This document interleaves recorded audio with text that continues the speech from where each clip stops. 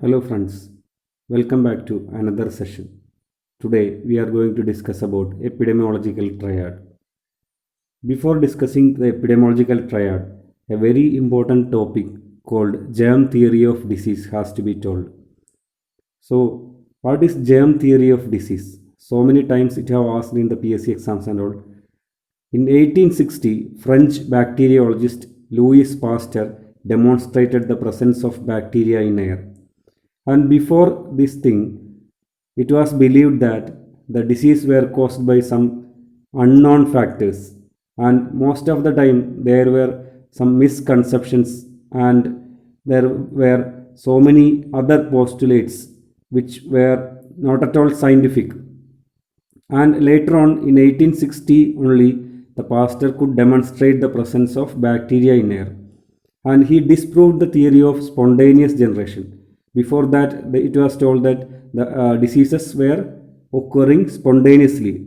അസുഖങ്ങളെല്ലാം തന്നെ ഉണ്ടാവുന്നതാണ്, അല്ലെങ്കിൽ പല അന്ധവിശ്വാസങ്ങളും അനാചാരങ്ങളും എല്ലാം ഈ അസുഖവുമായി ബന്ധപ്പെട്ട് നിലനിന്നിരുന്ന ഒരു കാലത്താണ് 1860 French bacteriologist Louis Pasteur bacteria വായുവിലുണ്ടെന്ന് കണ്ടെത്തുകയും അതുവഴി ഇങ്ങനെയുള്ള എല്ലാ അന്ധവിശ്വാസങ്ങൾക്കും വിരാമമിടുകയും ചെയ്തു എന്നാണ് പറയപ്പെടുന്നത്. 1873 in 1873 Pasteur advance the germ theory of disease. അങ്ങനെ ജേം തിയറി ഓഫ് ഡിസീസിന് ഒരു പുതിയ മാനം നൽകാൻ ലൂയിസ് പാസ്റ്ററിന് സാധിച്ചു. And in 1877 Robert Koch showed that anthrax was caused by bacteria. 1877 Robert Koch anthrax ഉണ്ടാക്കുന്നത് ഒരു ബാക്ടീരിയയാണെന്ന് കണ്ടെത്തി. The discoveries of Pasteur and Koch confirmed the germ theory of disease. ഈ രണ്ടു പേരാണ് ഈ ജേം തിയറി ഓഫ് ഡിസീസിന് ഒരു പുതിയ മാനം നൽകിയത്. അങ്ങനെയാണ് ഈ germ theory of disease evolve ചെയ്തു വന്നത്, Louis Pasteur and Robert Koch. പിന്നീട് 1847 ഗോണോകോക്കസിനെ കണ്ടെത്തി. അതുപോലെ തന്നെ ടൈഫോയിഡ് ബാസിലസിനെയും ന്യൂമോകോക്കസിനെയും 1880 tuberculous bacilli 1882, cholera vibrio in 1883 and diphtheria bacillus in 1884.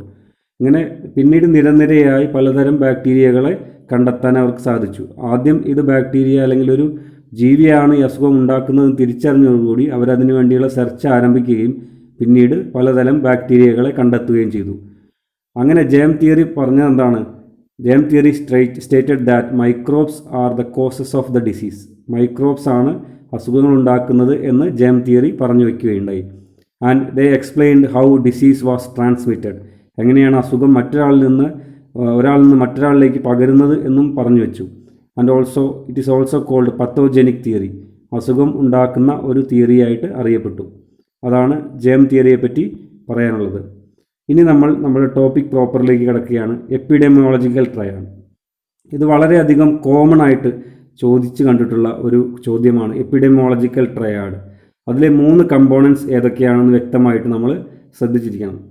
Agent, host and environment. Agent, host and environment, ഇത് 3ഉം ചേരുന്ന ഒരു ട്രയാങ്കിളാണ് അല്ലെങ്കിൽ ഒരു ട്രയാഡാണ് എപ്പിഡെമിയോളജിക്കൽ ട്രയാഡ്. അതിൽ ഏജൻറ്റ്, ഹോസ്റ്റ് ആൻഡ് എൻവയോൺമെൻറ്റ് ഇത് 3ഉം കൂടിക്കലർന്നുകൊണ്ടുള്ള ഒരു ഇൻട്രാക്ഷനാണ് അസുഖം ഉണ്ടാക്കുന്നത് എന്നാണ് ഈ എപ്പിഡെമിയോളജിക്കൽ ട്രയാഡ് പറയുന്നത്. Environment, host and agent act together or interact together in the causation of a illness എന്നാണ് പറയുന്നത്. നമുക്ക് നോക്കാം. Agent is the cause of the disease. Agent is the cause of the disease. The host is N organism, usually human or an animal that harbours the disease. Agent എന്ന് പറഞ്ഞാൽ എന്താണ്? അസുഖമുണ്ടാക്കുന്ന ആ organism അല്ലെങ്കിൽ ആ അസുഖമുണ്ടാക്കുന്ന കാരണം ആണ് ഏജൻറ്റ്. ഹോസ്റ്റ് എന്ന് പറഞ്ഞാൽ യൂഷ്വലി ആൻ ഓർഗാനിസമാണ്. It can be human or animal that harbours the disease. ആർക്കാണോ അസുഖം വരുന്നത്, ഹ്യൂമൻ ആവാം അനിമൽ ആവാം, അവരെയാണ് നമ്മൾ എന്ത് പറയുന്നത്? ഹോസ്റ്റ് എന്ന് പറയുന്നത്. Environment is the surroundings and conditions external to the human or animal that cause or allow the disease transmission. അതായത് അവർക്ക് ചുറ്റുമുള്ള അല്ലെങ്കിൽ അവരുടെ ആന്തരികമായിട്ടുള്ള ചുറ്റുപാടിനെയാണ് എന്ത് പറയുന്നത്? എൻവയോൺമെൻറ്റ്. അത് അസുഖം നിലനിൽക്കുന്നതിനും വരുന്നതിനുമെല്ലാം സഹായിക്കുന്നു. അങ്ങനെയാണ് ഏജൻറ്റ്, ഹോസ്റ്റ്, എൻവയോൺമെൻറ്റ് എന്നീ 3 കമ്പോണൻറ്റുകൾ പ്രവർത്തിക്കുന്നത്. നമുക്ക് ഓരോന്നും നോക്കാം. First one, agents. ഏജൻറ്റ്സ് 2 രീതിയിലുണ്ടാവാം. ഇൻഫെക്ഷ്യസ് ഡിസീസസ് ആവാം, നോൺ ഇൻഫെക്ഷ്യസ് ഡിസീസസ് ആവാം. ഇൻഫെക്ഷ്യസ് ഡിസീസസ് എന്തൊക്കെയാണ് ഉണ്ടാക്കുന്നത്? Bacteria, virus, parasite, fungi and moulds ഇങ്ങനെയുള്ള പല മൈക്രോബ്സ് ആണ് ഇൻഫെക്ഷ്യസ് ഡിസീസസിന് കാരണമായി പറയപ്പെടുന്നത്. Non infectious disease, disability, injury or death. These are caused by non living things like chemicals from dietary foods, tobacco smoke, solvents, radiation or heat, nutritional deficiencies, poisons. One or several agents may contribute to an illness. ഒരു സാധനം മാത്രം, ഒരു agent മാത്രമാണെന്നില്ല, multiple കോസേഷൻസ് വരാം. ഒരു ഏജൻറ്റിൻ്റെ കൂടെ 2-3 agent ഉണ്ടാവാം, അല്ലെങ്കിൽ ഒരു ലിവിങ് ഏജൻറ്റിൻ്റെ കൂടെ ഒരു നോൺ ലിവിങ് ഏജൻറ്റ് ഉണ്ടാവാം. അങ്ങനെ മൾട്ടിപ്പിൾ കോസേഷൻ പോസിബിൾ ആണ്. അതാണ് one or several agents may contribute to an illness. ഹോസ്റ്റിനെ പറ്റി പറയുകയാണെങ്കിൽ it offers subsistence and lodging for a pathogen and may or may not develop a disease. അതായത് ഒരു പാത്തജന് ജീവിക്കാനുള്ള സൗകര്യം, അതിന് താമസിക്കാനുള്ള സൗകര്യം കൊടുക്കുന്നതാരാണ്? ഹോസ്റ്റാണ്. അവർക്ക് അസുഖം വരാതിരിക്കാം. അത് എന്തിനെ ആശ്രയിച്ചിരിക്കും? The factors determining the effect of A disease is depending upon the level of immunity. അവരുടെ ഇമ്മ്യൂണിറ്റിയെ ആശ്രയിച്ചിരിക്കും. ജനറ്റിക് മേക്കപ്പിനെ ആശ്രയിച്ചിരിക്കും. ദ ലെവൽ ഓഫ് എക്സ്പോഷർ, അവർ എത്രത്തോളം ആ ഏജൻറ്റുമായിട്ട് എക്സ്പോസ്ഡ് ആണ് എന്നുള്ളതിനെ ആശ്രയിച്ചിരിക്കും. ദ സ്റ്റേറ്റ് ഓഫ് ഹെൽത്ത്, അവരുടെ ആരോഗ്യ അവസ്ഥ ആശ്രയിച്ചിരിക്കും. Overall fitness of the host, ആകെയുള്ള ശാരീരികമായ ക്ഷമതയെ ആശ്രയിച്ചിരിക്കും. ഇതെല്ലാമാണ് factors determining the disease in A host. അപ്പം ഹോസ്റ്റ് എന്താണെന്ന് നമുക്ക് മനസ്സിലായി. അടുത്തത് എൻവയോൺമെൻറ്റ്. എൻവയോൺമെൻറ്റ് എന്ന് പറഞ്ഞാൽ നമ്മൾ ഓൾറെഡി പറഞ്ഞു, അത് ചുറ്റുപാടുമുള്ളതാവാം, അല്ലെങ്കിൽ ആ ഓർഗാനിസത്തിൻ്റെ ഉള്ളിലുള്ള എൻവയോൺമെൻറ്റ് ആവാം. It include biological aspects as well as social, cultural and physical aspects of the environment. Biological ആവാം, അവരുടെ ശാരീരികമായിട്ടുള്ള പ്രത്യേകതകൾ, അവരുടെ ആന്തരികമായ പ്രത്യേകതകളാവാം. It can also be social, സാമൂഹികമായ, കൾച്ചറൽ, അവരുടെ കൾച്ചറലായിട്ടുള്ള, ഫിസിക്കൽ, അവരുടെ ശാരീരികമായിട്ടുള്ള ആസ്പെക്ട്സും ആ ചുറ്റുപാടുമുള്ള എൻവയോൺമെൻറ്റും ആവാം. The surroundings in which a pathogen lives and effect the surroundings have on it are a part of the environment. ആ പാത്തജൻ ജീവിക്കുന്ന ആ ചുറ്റുപാടും അത് ക്രിയേറ്റ് ചെയ്യുന്ന എഫക്റ്റും ആ സറൗണ്ടിങ്സിൽ ഉണ്ടാകുന്ന എഫക്റ്റുമാണ് എൻവയോൺമെൻറ്റ് എന്ന് പറയുന്നത്. Environment can be within the host or external to it in the community. ഞാൻ ഓൾറെഡി പറഞ്ഞു കഴിഞ്ഞു. ദ എൻവയോൺമെൻറ്റ് നമ്മൾ കാണുന്ന ചുറ്റുപാട് മാത്രമല്ല, നമ്മൾ ആന്തരികമായ എൻവയോൺമെൻറ്റിൽ തന്നെ പെടുന്നതാണ്. ശരീരത്തിൻ്റെ ഉള്ളിലുള്ള എൻവയോൺമെൻറ്റ് തന്നെയാണ്. അപ്പോൾ എൻവയോൺമെൻറ്റ് 2 രീതിയിൽ വരാം. അവരുടെ ബയോളജിക്കലായിട്ടുള്ള, ശാരീരികമായിട്ടുള്ള ഉള്ളിലുള്ള എൻവയോൺമെൻറ്റ് ആവാം, അല്ലെങ്കിൽ പുറത്തുള്ള external environment or internal environment or external environment can be included in the environment.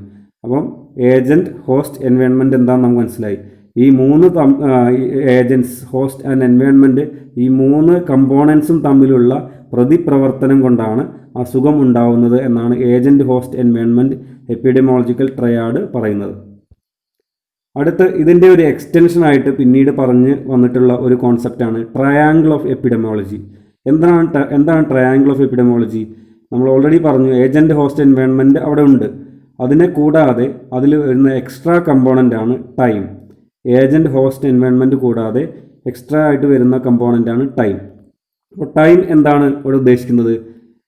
Time elements എന്ന് പറഞ്ഞാൽ delays in time from infection to when symptoms develop. നമ്മൾ പറയുന്നത് ഇൻക്യുബേഷൻ പീരീഡ് ഒരു ടൈമാണ്, അല്ലേ? ഓരോ അസുഖത്തിനും ഓരോ ഇൻക്യുബേഷൻ പീരീഡ് ഉണ്ട്. അത് ആദ്യം ആ ഓർഗാനിസം നമ്മുടെ ശരീരത്തിൽ കിടക്കുകയും പിന്നീട് അത് അവിടെ മൾട്ടിപ്ലൈ ചെയ്യാനൊരു സമയമെടുക്കുകയും ആ മൾട്ടിപ്ലിക്കേഷന് ശേഷം നമ്മളുടെ ശരീരത്തിൽ ലക്ഷണങ്ങൾ കണ്ടു തുടങ്ങുകയും ചെയ്യുന്ന അവസ്ഥയാണ് നമ്മൾ ഇൻക്യുബേഷൻ പീരീഡ് എന്ന് പറയുന്നത്. ആ പീരീഡ് ടൈമാണ്, അല്ലേ? ആ ടൈമിനൊരു പ്രത്യേകതയുണ്ട്. ഓരോ ഓർഗാനിസത്തിനും ഓരോ ടൈമാണ് ഇൻക്യുബേഷൻ പീരീഡായിട്ട് പറയുന്നത്. So duration of the illness, പിന്നെ അതുപോലെ തന്നെ അസുഖം എത്ര കാലം ഉണ്ടാവും എന്നുള്ള ഡ്യൂറേഷൻ ഓഫ് ഇൽനെസ്സും ഒരു ടൈമാണ്. And threshold of an epidemic in A population, ഓരോ കാലഘട്ടത്തിലാണ്, ഒരു പ്രത്യേക ടൈമിലാണ്, സീസൺ ഓഫ് ദ ഇയറിലാണ് ഓരോ എപ്പിഡമിക്കും ഓരോ ആളുകളിൽ, ഓരോ ഏരിയയിൽ, ഒരു കമ്മ്യൂണിറ്റിയിൽ വരുന്നത്. അതും ഒരു ടൈമാണ്. അപ്പോൾ time also has influence other than these 3 components എന്നാണ് the newer concept of epidemiological triangle എന്നുള്ളതിൻ്റെ എക്സ്പ്ലനേഷൻ. അപ്പോൾ നിങ്ങൾക്ക് എപ്പിഡെമോളജിക്കൽ ട്രയാഡ് എന്താണെന്ന് മനസ്സിലായി, എപ്പിഡെമോളജിക്കൽ ട്രയാങ്കിൾ എന്താണെന്ന് മനസ്സിലായി, also germ theory of disease എന്താണെന്ന് മനസ്സിലായി. അപ്പോൾ നിങ്ങൾക്ക് ഈ ക്ലാസ് എല്ലാ കോൺസെപ്റ്റും ക്ലിയറായി എന്ന് വിശ്വസിക്കുന്നു. ഇനി തുടർന്ന് അടുത്ത ക്ലാസ്സുകളിൽ നമുക്ക് കാണാം. നിങ്ങൾ ഈ ചാനൽ സബ്സ്ക്രൈബ് ചെയ്തിട്ടില്ലെങ്കിൽ എല്ലാവരും സബ്സ്ക്രൈബ് ചെയ്യുക. തുടർന്നുള്ള വീഡിയോസ് എല്ലാവരും കാണുക, നന്നായി പഠിക്കുക, നിങ്ങളുടെ ലക്ഷ്യത്തിലേക്ക് നിങ്ങൾ കുതിക്കുക.